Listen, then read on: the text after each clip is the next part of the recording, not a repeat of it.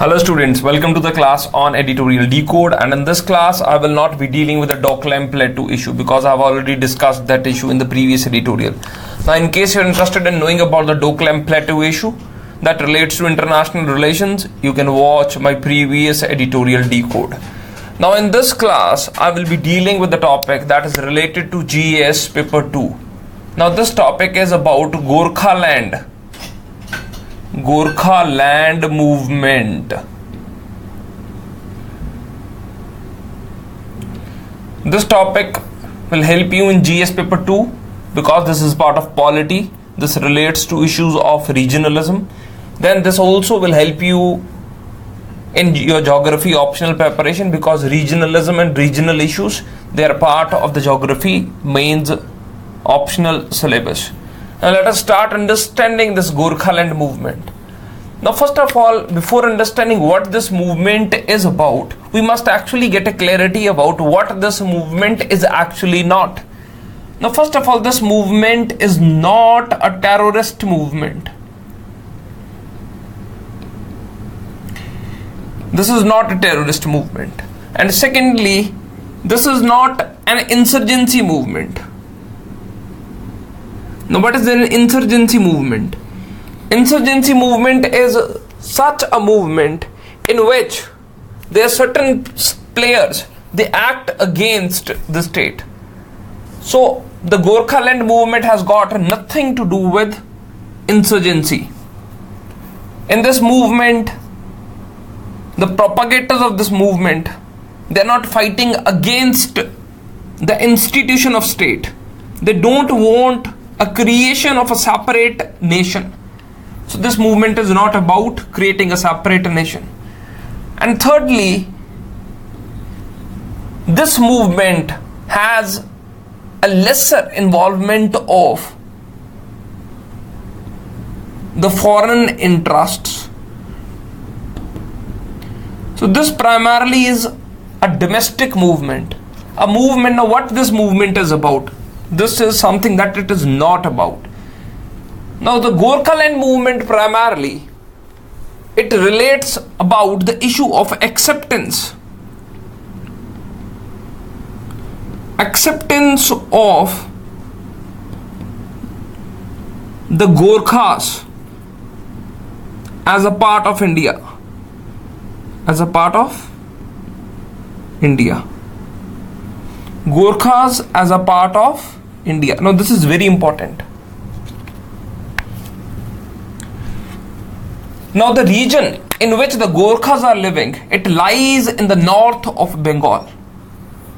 Now because it lies in the north of the Bengal, it became part of India during the British time. Now the British, they had asserted themselves over this region and it became part of India through the Sagali Treaty. So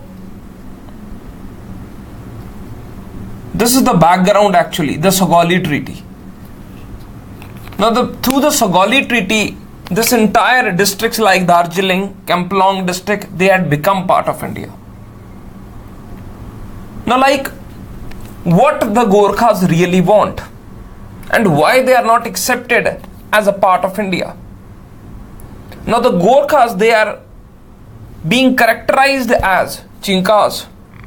They are being characterized as Nepalis, they are being characterized as if they don't belong to India. And this is the reason that the demands of the Gorkhas are not being addressed in the Indian federal system. Now, primarily, what is this entire Gorkhaland movement about? We need to understand the core of this movement. Now, the core of this movement, if we understand the core of the movement, it has an important relationship with the culture. Culture के साथ बहुत important relationship है. Now first of all, we need to understand what is meant by culture. Now culture means your value system, your belief system, your ethos. It is the value system, it is your belief and it is your ethos which decide and which define how you should actually be acting and how you will be conducting yourself in the society. You have certain inclinations, you have certain choices, you have certain preferences by way of which you actually conduct yourself in society. It is your preferences, it's your choices, it's your value system which guides your action, how you put yourself in the society. Now if you want to preserve your belief system, your value system and your ethos, and you indirectly you want to preserve your culture, you actually need what you actually need. Actually you need a form of a government which can promote your interests.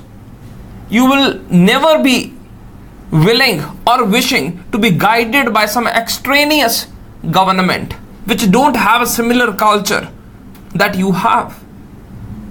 But with respect to the Gorkhas believe that they should have a separate state of their own. Because if they will have a separate state of their own, there will be the acceptance of the Gorkhas. Now that the Gorkhaland will become a separate state in India, the people of India, they will begin to say that the Gorkhaland is their state. Now, in the present situation, what is happening? That we are categorizing these Gorkhas as Chinkas, as Nepalis, as if they are not belonging to India. We are not ready to accept their existence in India, in Indian system. We are actually trying to trample their culture. So the Gorkhas primarily want a separate statehood. So it is not a secessionist movement. It's not a movement for autonomy. It's not a movement for creating a separate nation. It's not an insurgency movement.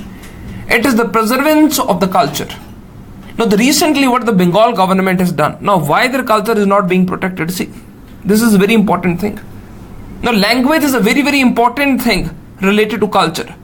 In one of the editorials, the previous editorials, I have already talked about the relationship between language and culture.